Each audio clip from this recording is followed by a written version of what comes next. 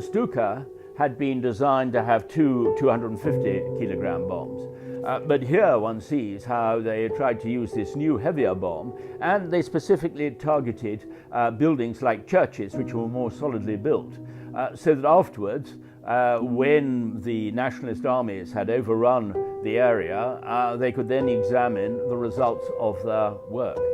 What became immediately clear was that here we have 4 defenseless villages which are chosen for attack, and the way that they actually pick the different buildings that they're going to go to. I mean, what was striking is the fact that they attack the churches because they're the most solidly constructed.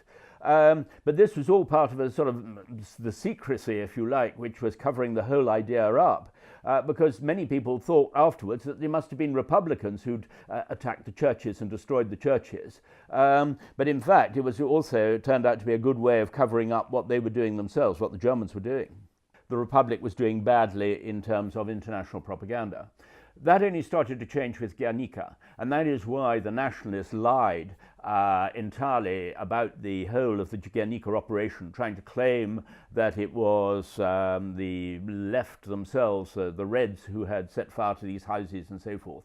This is absolute rubbish. I mean, one has the details not only in the Condor Legion archive and so forth, but also in Richthofen's own diary, where he describes exactly what was done. The bombing tactics were developed much more in the war in the north, Durango, Guernica, but also they invented carpet bombing, which meant bombing in a row with bombers flying in parallel and dropping their bombs so as to cover an area target, particularly a city.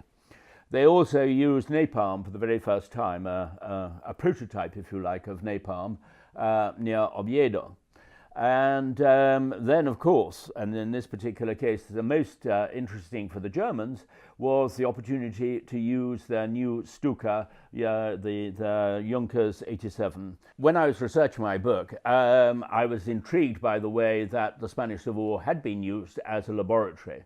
And here, in fact, was the absolutely the proof of quite how cold-blooded that the Germans could be in following this particular line of experiment. To have selected these particular villages in this way, and then to have carried out these attacks, and then to have analysed them afterwards in such detail, in pages and pages of photographs and so forth, for me was a shock, if you like, because it was so calculating. But also, I thought that it really did reveal the nature of that aspect of the war, the way that the foreign interventionists were behaving in such a totally cynical fashion. So, I mean, you know, it was a vital part of the whole story of the Spanish Civil War for me.